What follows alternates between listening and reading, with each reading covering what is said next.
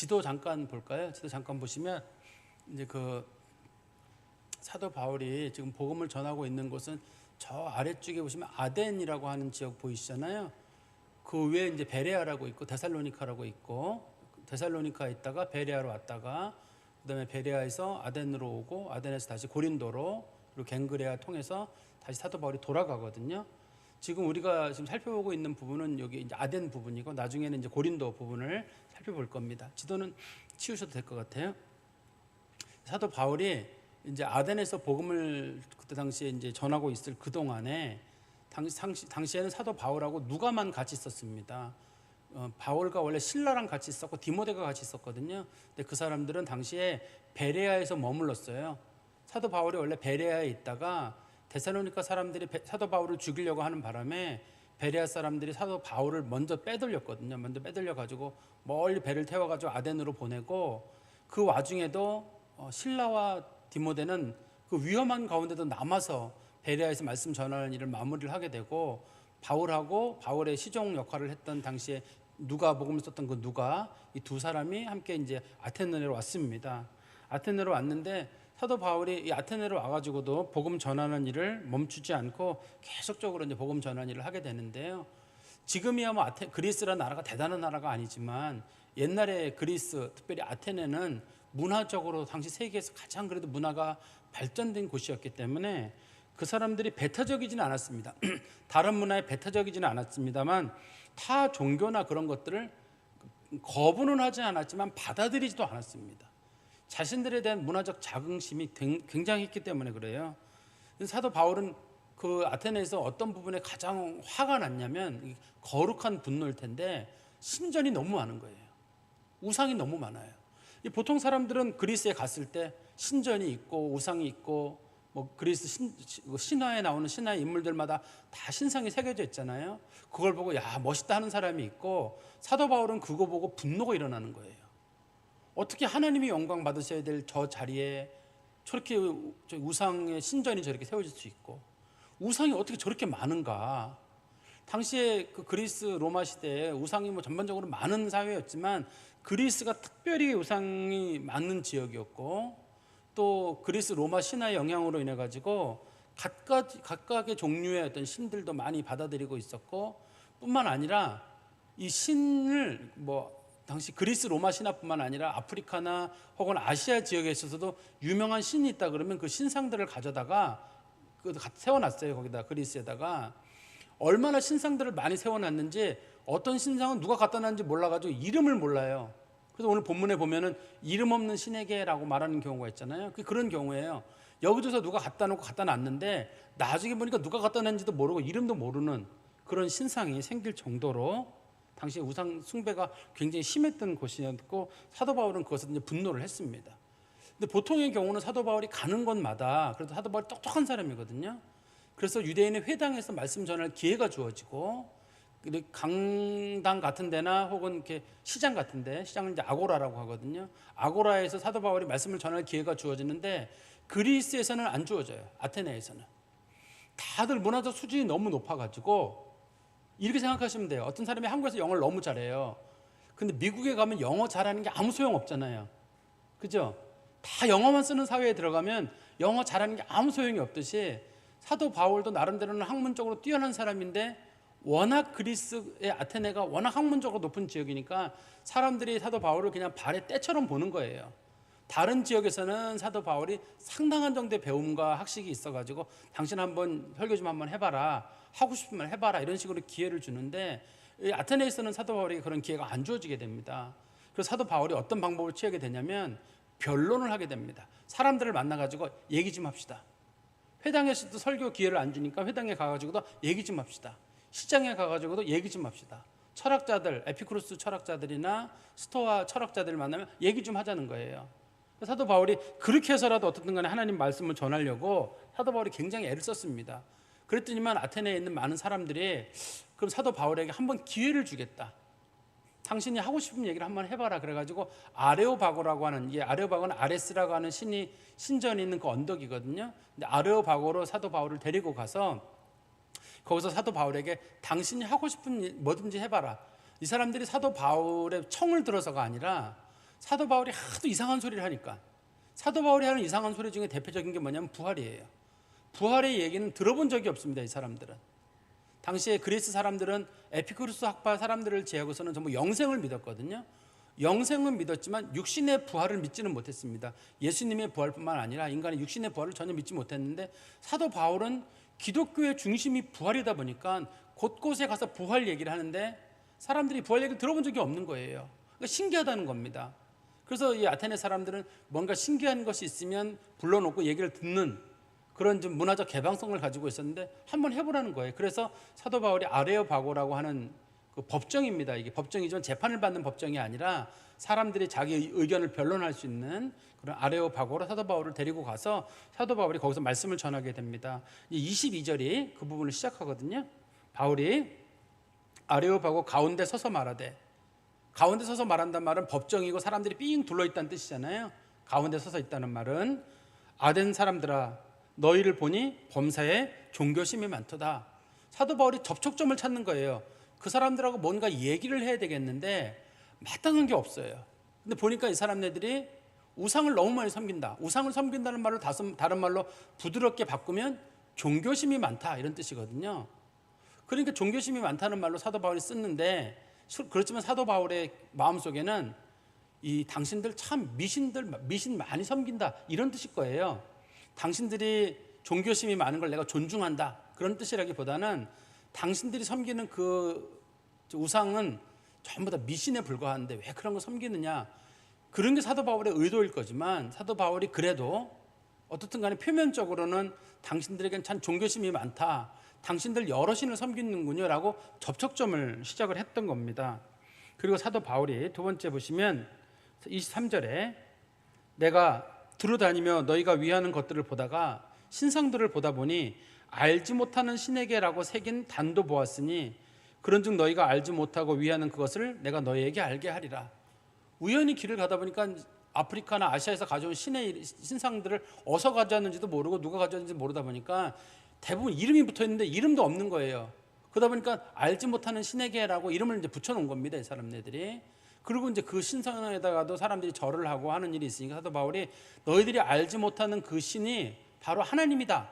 근데 이 본문에 보면 알지 못하는 신에게가 신전이 하나가 있는 게 아니라 여러 개가 있는 거예요. 여러 개가 있는데 사도 바울은 알지 못하는 그 신이 하나님이다가 아니라 너희들이 하나님이란 분을 알지 못하니 내가 하나님에 대해 설명을 하겠다는 뜻이지, 알지 못하는 그 신상이 있거든요. 그 신상이 하나님이다 그런 뜻은 아닙니다. 너희들이 알지 못하는 신, 그런 신이 있듯이 너희들이 지금 하나님을 알지 못하니까 내가 너희들에게 내가 하나님이란 분에 대해 설명을 하겠다는 겁니다. 그리고 사도 바울이 이렇게 접근을 하죠. 24절에 우주와 그 가운데 있는 만물을 지으신 하나님께서는 천지의 주제이시다. 첫 번째 이런 겁니다. 세상은 하나님이 만드셨습니다. 하나님이 천지를 창조하셨고 그 세상 가운데 있는 것들도 다 하나님이 만드셨고 세상의 주인은 하나님입니다. 당시 그리스 로마 신화에는 천지 창조의 신은 별로 없습니다. 대부분 인간관계 정도의 신이 많거든요. 그렇지만 그들을 향해서 접촉점을 던지면서 첫 번째 던진 게 세상을 하나님이 만드셨습니다. 세상의 주인은 하나님이시고, 두 번째는 손으로 지으신 전에 계시지 아니하신다. 하나님은 만유보다 크시거든요. 어떤 신전, 예루살렘 신전이든 그리스 신전이든 그런 신전에 들어갈 수 없습니다. 하나님 굉장히 크신 분이에요. 우주가 하나님의 품 안에 들어 있습니다. 보통 사람들이 우주도 끝을 알 수 없다고 하거든요. 과학자들끼리 주장하기를, 제가 과학은 많이 모릅니다만 과학자 주장하기를 우주가 팽창이 되고 있어가지고 우주의 크기를 지금도 알 수가 없다. 오늘은 137억 년 되는데 얼마 지나면 더 커질 수도 있다. 이런 식으로 주장하시는 분들이 있잖아요. 어떻든 간에 아무리 크다 할지라도 그 하늘의 하늘이라도 하나님을 들어갈 수는 없어요. 그 안에는 하나님은 만유보다 크신 분이시기 때문에 다 하나님 손바닥 안에 들어있을 정도의 크기도 안 되는 것들이거든요. 그렇기 때문에 여러분들이 지금 신전에서 신상을 만들고 그 신을 신이라고 섬기는데 우스운 일입니다. 진짜 신인 하나님, 내가 믿는 하나님은 만유보다 크신 분이십니다. 그리고 25절입니다. 또 무엇이 부족한 것처럼 사람의 손으로 섬김을 받으시는 분이 아니다. 보통 경우 우상에겐 제물을 바치잖아요. 근데 하나님은 제물을 받으시는 분이 아닙니다. 왜 제물을 받으시는 분이 아니냐면 이걸 신학적인 용어로 자충하다고 하거든요. 스스로 충만하신 분이셔가지고 뭘 필요로 하지 않습니다. 그분은. 우리 성경에 보면 그 부분이 언급이 되어 있는데 우리 한번 성경 보실까요? 이사야 시편 50편 8절부터 12절까지. 시편 50편 8절에서 12절입니다. 나는 네 재물 때문에 너를 책망하지 아니하리니 네 번제가 항상 내 앞에 있음이로다.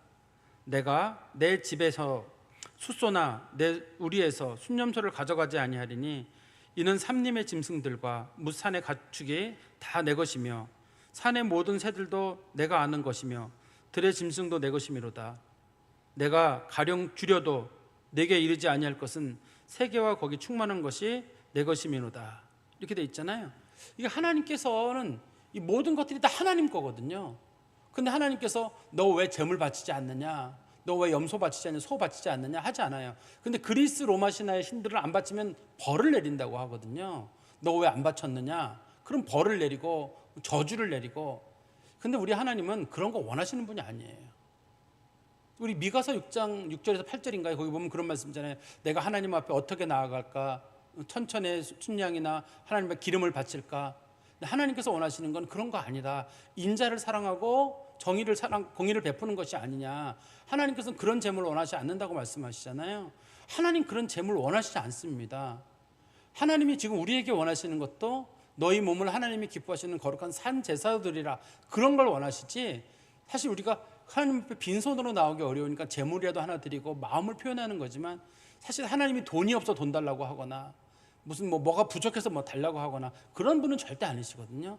하나님은 스스로 충만하신 분이시고 또 그 안에 모든 것들을 가지고 계시기 때문에 하나님을 뭐 필요로 하지 않으십니다. 그리고 다시 우리 25절 중간에 보시면 이는 만민에게 생명과 호흡과 만물을 친히 주시는 이심이니라. 사람이 살고 죽는 거, 숨 쉬는 거, 그 다음에 이 세상에 존재하는 거 다 누가 만들었느냐? 하나님이 만드셨고, 사람이 살아가도록 하는 것도 다 하나님이 만드셨다. 세상의 생명은 하나님이 주셨다는 말입니다. 그리고 26절입니다. 인류의 모든 족속을 한 혈통으로 만드사 온 땅에 살게 하셨다. 사람이 흩어져 살고 있지만 인류는 사실 하나의 혈통입니다. 어떤 사람이 흑인은 머리가 나쁘고 백인은 머리가 좋고 아시아 사람은 좋고 그런 게 어디 있습니까? 다 한 혈통인데, 다 우리는 한 아버지 아담의 혈통이거든요. 우리는 원래 얼굴 색깔이 무슨 색깔이냐면 흑 색깔이에요. 아담이 흙에서 만들었거든요. 여러분도 얼굴도 보니까 다 흑빛이네요. 그죠? 우리는 피부 색깔이 뭐 노랗다, 뭐 까맣다, 희다, 뭐 이런 거 사실 무의미해요. 조금 더 힐 수 있고 조금 더 검을 수 있고 좀 차이가 있을지 모르지만 우리는 다 그냥 흙에서 만들어진 존재이기 때문에 다 흑색깔이에요. 모르죠. 어떤 분은 그중에서 뽀얀 흑색이 있는 거, 어떤 사람은 좀 더 짙은 흑색이 있는지 모르지만 인류는 다 하나입니다.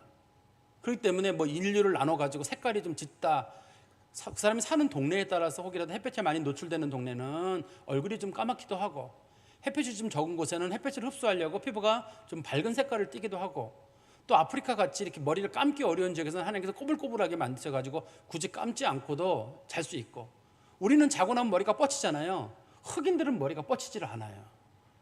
뻗치지 않습니다. 우리는 이렇게 흙바닥에 앉고 나면 엉덩이가 아프거든요.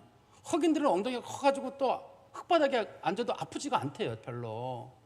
그러니까 하나님께서 그 만드시는 데는 다 기묘한 솜씨 가운데 하나님이 만드셨는데, 인간을 피부 색깔로 나눈다든지 혹은 뭐 인종으로 나눈다든지 국가 기준으로 나눈다든지 하나님이 다 따로따로 살게 만드신 것뿐이지 인간은 다 하나란 뜻이에요. 그 인간을 만드신 인간의 첫 조상은 아담이지만 그들의 아버지 되시는 분은 하나님이시거든요. 우리는 한 아버지에게서 나와서 아담을 통해서 우리 인류가 모두 퍼졌기 때문에 인류를 어떤 식으로든 간에 큰 개념에서는 인류지만 작게는 우리 개인이잖아요. 우리 개인을 가지고 누가 잘생겼니, 못생겼니, 누가 좀 뭐하니, 이런 거 사실 아무 의미가 없어요. 잘생겼니, 못생겼니 기준은 뭔가요? 내가 사랑하는 자식은 잘생겼습니다. 그죠? 내가 누구를 사랑하지 않으면 참 못생겨. 아우, 저 집에는 참 못생겼어. 내 마음에 사랑이 없는 거예요. 그 못생긴 애가 우리 집 애잖아요. 너무 이뻐요. 그러니까 우리가 마음의 사랑으로만 보면 정말 이상한 사람들 다 예뻐요. 사랑이 없으니까 사람들을 잘생겼다, 못생겼다 이렇게 여러 가지 방향으로 나누고 이상하다 얘기를 하지만, 우리가 한 조상에서 나왔고 한 혈통을 가지고 가는 사람들이라 그러면 그 인간이 거기서 거기 아니겠어요? 다 인간은 거기서 거기고 잘생겼든 못생겨도 다 하나님의 형상으로 만들어졌는데 하나님의 형상으로 만들어진 사람들을 가지고 누가 잘생겼니 못생겼니 이런 기준을 가지고 산다 그러면 그거는 하나님의 우리에게 형상을 주신 하나님을 조롱하는 일일 겁니다. 이 본문에서는 지금 사도 바울이 우리가 한 아버지에게서 나왔다고 말하는 이유는 우리 모두를 만드신 분은 하나님이시고 하나님은 인류를 차별 없이 사랑하신다는 그런 뜻입니다. 그리고 26절 중간입니다. 그들의 연대를 정하셨다. 연대란 말을 영어 성경책에 보시면 시즌이라고 되어 있어요. 계절이에요. 사시사철을 하나님이 만드셨다는 뜻이에요. 봄이 있고 여름이 있고 가을이 있고 겨울이 있고 열매가 자라게 하시고 또 비가 내리게 하시고 익게 하시고 다 하나님이 하시는 거란 뜻이에요.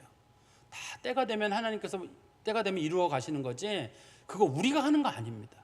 인간이 아무리 물 주는 걸 좋아한다 그래도 우리가 이 지구 가운데 물을 줄 수 있겠어요? 물 못 주잖아요 우리가. 하나님께서 봄에는 적당한 비를 주시고 또 여름에는 덥게 하셔서 익게 하시고 또 가을이 되면 또 하나님께서 열매들이 무르익게 하시고 겨울 되면 잠깐 휴식을 또 주시고 이게 하나님이 주신 좋은 계절인데 이런 모든 계절 하나님이 주신 것일 뿐만 아니라 만물이 있게 하시는 분도 하나님이시거든요. 그리고 거주의 경계를 주님께서 한정하셨다. 사람이 어디 살든지 여기 살고 저기 사는 거 이거 다 하나님이 정하신 일이에요. 바다에는 못 살게 하시고 육지에는 살게 하시고 어느 땅 어느 지역 살도록 다 정하신 분도 하나님이십니다. 모든 것들을 다 하나님이 정하신 거죠. 지금도 우리가 살고 있는 땅들도 사실 우리가 정해서 살기보다는 하나님께서 살만한 땅을 우리 가운데 주셔서 우리가 그 안에 살고 있습니다. 그리고 27절입니다. 이는 사람으로 혹 하나님을 더듬어 찾아 발견하게 하려 하심이로되 그는 우리 각 사람에게서 멀리 계시지 아니하도다. 하나님께서 이렇게 만물 가운데 질서를 주시고 신비하게 하셨잖아요. 봄, 여름, 가을, 겨울이 있고 때마다 시마다 변화를 주시고 사람들이 한 조상에게서 나왔지만 다양한 모습으로 살아가고 어떻게 한 조상에게서 나왔어도 같은 집안에도 얼굴이 까만 사람이 있고 흰 사람이 있고 좀 지혜로운 사람이 있고 지혜가 덜한 사람이 있잖아요. 그런 모습을 보면서 우리는 야 하나님 신비하다. 하나님께서 자라게 하시고 하나님이 있게 하시고 하나님이 하시는구나. 하나님께서는 이걸 사람들이 더듬어 찾을 수 있도록 하셨다는 거예요. 이거 우리 로마서 1장에도 보면 나오거든요. 로마서 1장에서도 하나님께서는 하나님을 알만한 것들을 우리 가운데 주셔서 우리로 하나님을 깨달아 알게 했는데 사람들이 마음에 불신의 마음으로 하나님을 멸시하고 하나님을 인정하지 않는다. 로마서 1장 20절인가 뭐 21절인가 그 말씀 언급이 되어 있거든요. 그러니까 우리 그리스도인들도 분명히 마음에 알아둬야 될 것은 하나님께서 우리가 하나님을 더듬어 찾을 만한 것들을 여기저기 두셨어요. 이 지금 아레오바고 설교에는 성경 인용이 없습니다. 사도 바울이 아레오바고 설교는 성경 인용을 하지 않거든요. 이유가 뭐냐면 성경을 모르는 사람들이어서 그래요. 성경을 모르는 사람, 성경을 인용을 하지 않는 대신에 그렇지만 성경을 배경을 하고 있습니다. 사도 바울이 웬만한 설교에서 회당 설교는 다 성경을 인용하거든요. 그렇지만 이 사람들은 성경 모르는 사람이니까 성경 인용을 하지 않고 자연의 이치나 인간의 섭리를 가지고 그 사람들을 설명하고 그 사람들을 설득하고 있죠. 그러면서 그는 우리 각 사람에게서 멀리 계시지 않다. 이거 하나님이 세밀하게 만드신 걸 보면 하나님 멀리 계신 거 아니다. 만들어 놓고 멀리 또 계신 분이 아니라 하나님이 매 순간 우리 일에 간섭하시고 지금도 도우시니까 우리가 살아가는 거지 하나님께서 우리들을 돌보시는 일을 손을 떼시면 우리는 순식간에 사라져요. 순식간에 사라집니다. 하나님이 바람을 확 불어버리신다든지 하나님께서 추위를 한 번에 주신다든지 감당할 수 없는 상황이 되면 사람 순식간에 사라집니다. 하나님이 매 순간 세심하게 우리 간섭하시거든요. 사도 바울은 그걸 뭐라고 했냐면 하나님 멀리 계신 분이 아니다. 하나님 가까이 계신 분이시고 때마다 시마다 하나님 도우신 분이다. 다른 말로는 하나님은 살아계신 하나님이라는 그런 뜻일 겁니다. 본문에서 그러니까 세상은 분명하게 하나님이 만드셨다는 걸 설명하고 있습니다. 그리고 28절입니다. 우리가 그를 힘입어 살며 기동하며 존재하느니라. 우리가 하나님 때문에 살고 그 다음에 기동한다는 말이 움직인다는 뜻이에요. 움직인다는 걸 기동이라고 우리나라 말로 써놨는데요. 그리고 우리가 존재한다, 살아있다 이렇게 설명하고 있습니다. 그러니까 우리가 모두 다 하나님의 은혜로 살아가게 되는데 거기 보면 이런 말이 있습니다. 너희 시인 중 어떤 사람의 말과 같이 우리가 그의 소생이라. 우리가 신의 소생이라는 말을 한 사람이 있는 거예요. 그리스의 유명한 그 철학 시인 중에 한 사람, 물론 여러 사람이 얘기했습니다. 그 중에 대표적인 사람이 이제 아라투스라고 하는 사람이 있거든요. 그 사람이 고향이 마침 사도 바울의 고향인 다소와 똑같아요. 제가 한번 설명드릴게요. 이게 보시면 우리나라 성경책에 뭐라고 되어 있냐면, 너희 시인 중에 어떤 사람의 말과 같이 우리가 그의 소생이라 한다 할 때 있잖아요. 여기서 보면 너희 소생이라는 말을 하면 사도 바울이 자기가 아니라 그리스의 어떤 시인을 말하는 거지만, 어떤 그리스의 성경책에서는 우리 시인 중에 어떤 사람이다라고 해놓은 성경책이 있습니다. 왜 그러냐면 이 아라투스라고 하는 사람 자체가 사도 바울하고 고향이 같은 사람이거든요. 사도 바울 살고 있던 다소 지역의 유명한 시인이기 때문에 사도 바울이 그 사람의 글을, 아라투스라는 사람의 글을 인용을 해가지고 우리는 신의 소생이다. 소생이란 말은 자녀란 뜻이에요. 우리가 신의 자녀다라고 했는데, 지금 사도 바울이 이 말을 인용하고 있는 이유는 뭐냐면, 인간은 하나님이 만드셨고 하나님의 형상으로 지음을 받았다, 그런 뜻입니다. 그런데 하나님의 소생으로, 하나님의 은혜로 만들어진 사람들인데 29절입니다. 이와 같이 하나님의 소생이 되었은즉 하나님을 금이나 은이나 돌에다 사람의 기술과 고안으로 새긴 것들과 같이 여길 것이 아니니라. 그런데 스스로 신의 소생이라고 주장하고 하나님의 형상이라고 만들었던 사람들이 어떻게 당신이 하나님 신을 돌멩이에 새길 수가 있고, 어떻게 금에 새길 수가 있고 은에 새길 수가 있습니까? 여러분들이 신의 형상으로 만들어졌고 신의 자전이라고 한다 그러면 살아계신 신일 텐데, 살아계신 신을 어떻게 돌멩이에다 새겨놓고 이게 제우스입니다, 이게 아폴로입니다, 이게 헤르메스입니다라고 어떻게 얘기를 하냐는 거예요. 여러분 상식적으로 생각해 보라는 겁니다. 스스로가 우리는 신의 자녀입니다, 우리는 제우스의 자녀이고 누구의 자녀라고 주장을 하면서 어떻게 신을 죽은 돌멩이에다가 금에다가 혹은 우상으로 만들어 놓고 그걸 신이라고 여길 수 있느냐? 그건 당신들 스스로가 모순을 범하고 있는 거냐, 모순 아니냐, 이렇게 얘기를 하는 거죠. 30절입니다. 알지 못하던 시대에는 하나님이 간과하셨거니와.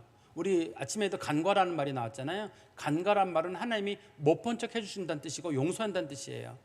하나님께서 알지 못하던 시대에는, 여러분들이 예수를 모르던 시대, 아무것도 모르던 시대에는 하나님께서 덮어주신 면이 있으시지만, 이제는 어디서든지 사람에게 명하사 회개하라 하셨다. 이제 하나님께서는 예수 그리스도를 보내신 이후로는 많은 사람들에게 회개하라고 하셨습니다. 제가 회개라는 말의 정의를 다시 한번 말씀드릴게요. 조금 어렵습니다만 그래도 알아둘 필요가 있어요.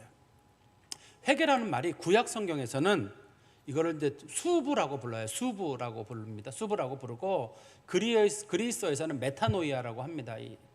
이 회개라는 말의 뜻이 우리나라 말에 죄를 고백한다는 말하고는 아무 상관이 없는 말입니다. 우리나라 말의 회개는 죄를 뉘우친다는 말이 핵심이잖아요. 회개라는 말의 핵심이. 그리고 우리한테 회개 그러면 죄를 고백하는 게 우리가 알고 있는 회개라는 말의 정의거든요. 그렇지만 그리스어의 메타노이아나 히브리어의 수브라는 말은 그런 뜻은 별로 없고, 당신이 옛날에 하나님을 믿지 않던 삶에서 하나님을 믿는 삶으로 돌이키고 여러분들의 삶의 방향을 바꾸라는 뜻이에요. 그래서 회개한다는 말의 첫 번째 뜻은 예수 믿으라는 뜻이에요. 하나님 믿으라는 뜻이고, 두 번째는 기존에 당신이 살고 있던 삶에서 하나님이 원하시는 삶으로 삶의 방향을 바꾸란 말이에요. 그래서 제가 지난번에 우스갯소리로 그런 말씀 한번 드렸거든요. 우리 중에는 어쩌면 회개를 한 번도 안 하는 사람이 있을 수가 있습니다. 그러면 나는 죄를 짓는 대로 회개를 하는데 내가 회개를 하지 않지요? 그게 아니라, 회개란 말 자체가 하나님을 믿고 내 삶의 방향을 바꾸는 걸 회개해요. 그동안은 내가 내 중심으로 살아왔는데 이제는 하나님 중심으로 삶의 방향을 바꾸고, 굉장히 내가 욕심이 많았는데 이제는 너그러운 사람이 되고, 그동안 내가 불신의 삶을 살았는데 이제는 믿음의 삶을 살아가는. 그래서 회개란 말의 가장 기본적인 단어는 믿음이에요. 하나님을 믿는 자로 바뀌어야 되고, 두 번째는 삶을 변화를 갖는 겁니다.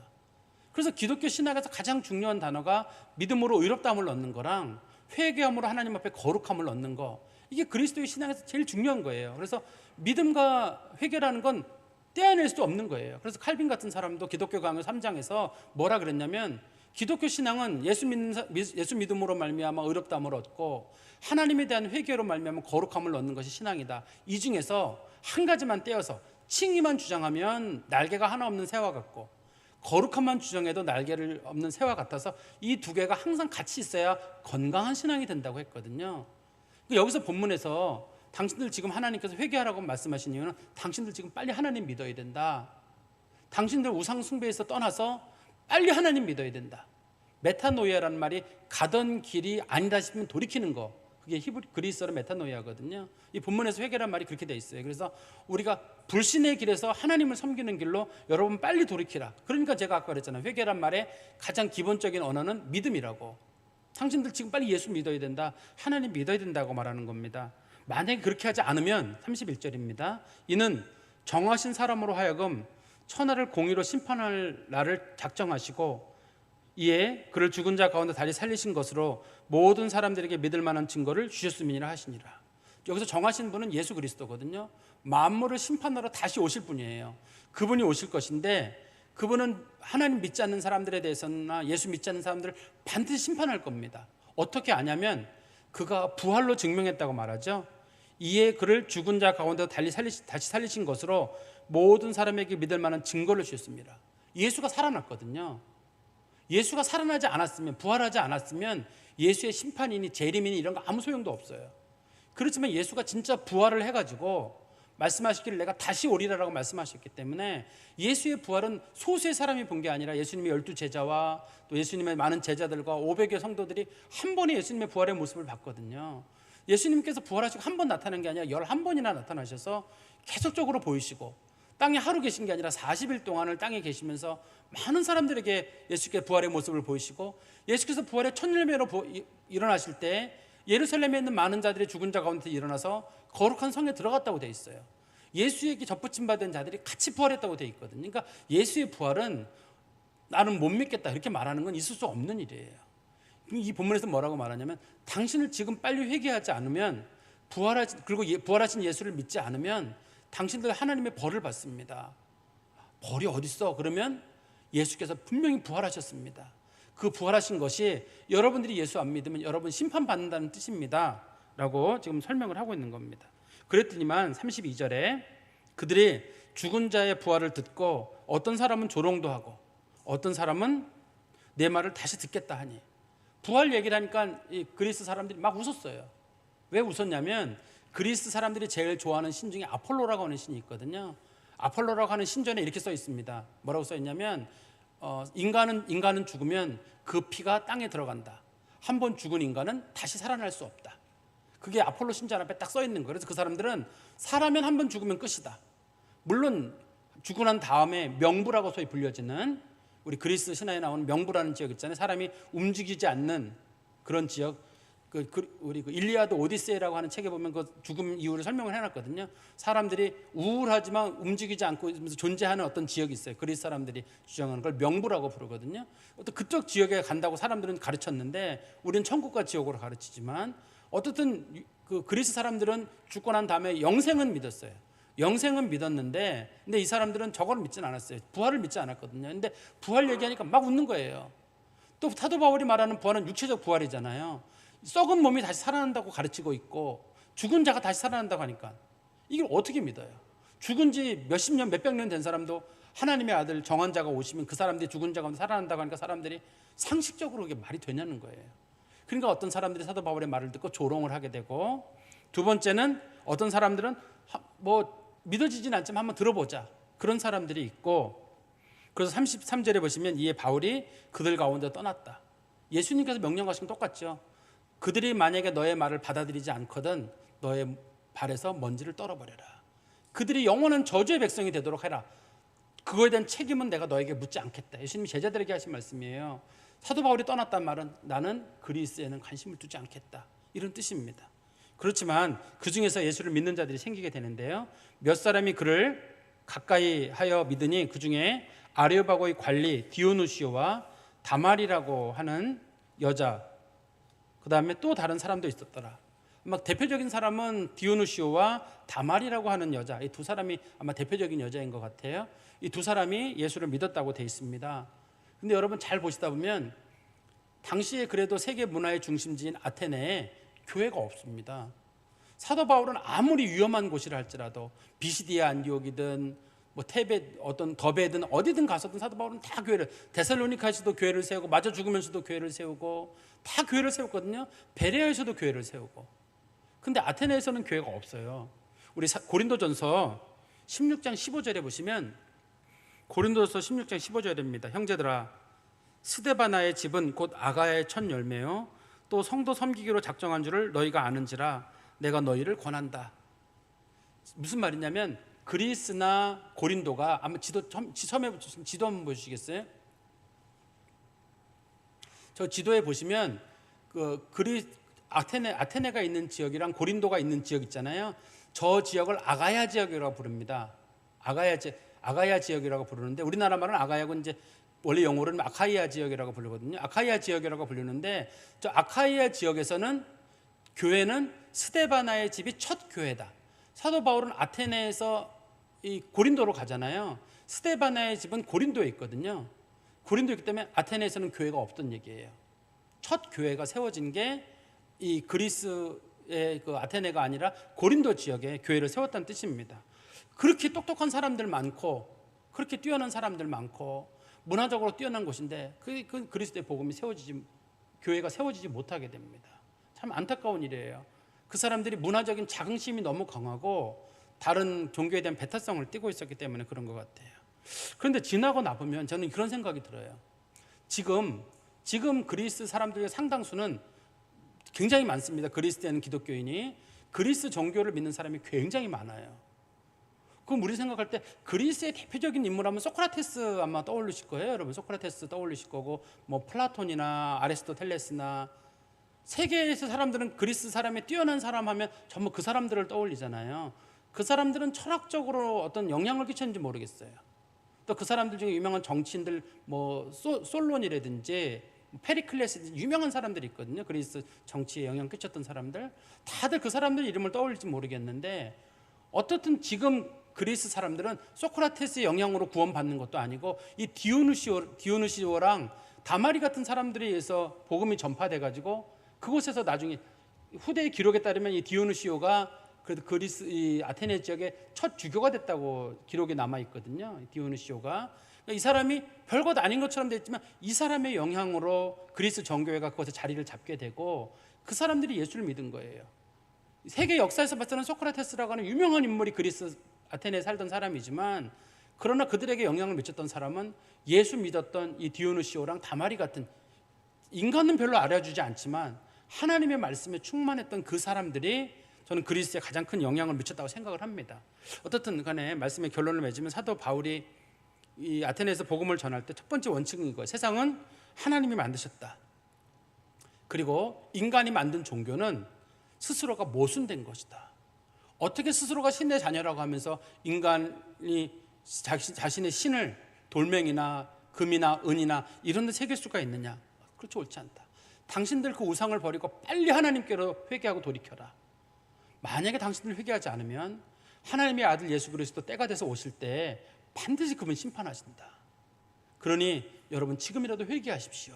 이게 사도 바울이 정한 가르침이에요. 우리들도 하나님에 대한 믿음을 견고히 하시고 또 사도 바울이 그 아테네 사람들에게 회개하라고 말했던 것처럼 우리도 한번 좀 해보세요. 우리가 가졌던 그동안에 우리들의 성격 있잖아요. 성격도 있고 내가 살았던 삶의 스타일도 있을 겁니다. 근데 그거 다 좋은 것만은 아니에요. 우리는 내가 50년, 60년, 70년 살아왔기 때문에 내 생활 패턴, 내 언어 습관, 내가 가지고 있는 가치관 잘 안 고치거든요. 그럼 우리 하나님 앞에 갔을 때 하나님께서 너는 그리스도인으로 왔느냐고 물어볼 때 우리가 저는 그리스도인이 아니라 한국 사람입니다. 저는 한국 사람이에요. 온통 관심이 한국 사람들이 가진 부를 꿈꾸고 한국 사람들이 바라는 성공을 꿈꾸고 한국 사람들이 말하는 소유를 꿈꾸고 아니 너는 그리스도인으로 살았느냐? 내가 분명히 너에게 한국 사람으로 살지 말고 그리스도인으로 살라고 하지 않았느냐? 사도 바울도 지금 그거잖아요. 제발 그 부유하고 풍부한 아테네 사람으로 살지 말고 소크라테스의 제자가 되지 말고 그리스도의 제자가 되려고 하는데 그 사람들이 비웃은 거예요. 이 뛰어난 사람을 내가 왜 고치고 우리가 고치느냐는 거거든요. 지금 우리는 어영부영 가다가는 우리는 죽을 때 한국 사람으로 죽는 수가 있어요. 온통 생각이 다 한국 사람, 한국 사람들이 누구나 가지고 있는 생각을 그대로 가지고 있어서 한국 사람이 누구 싫어하면 나도 싫어하고 누가 좋아하면 뭐 좋아하고 누구 성공하면 나도 그 성공 좋아하고 또 그것만 꿈꾸다가 예수 믿는 사람들은 영과 모든 정신 자체가 그리스도를 닮아가야 되고 그리스도 쪽으로 내 삶이 바뀌어야 회개한 거잖아요. 제가 아까 말씀드렸잖아요.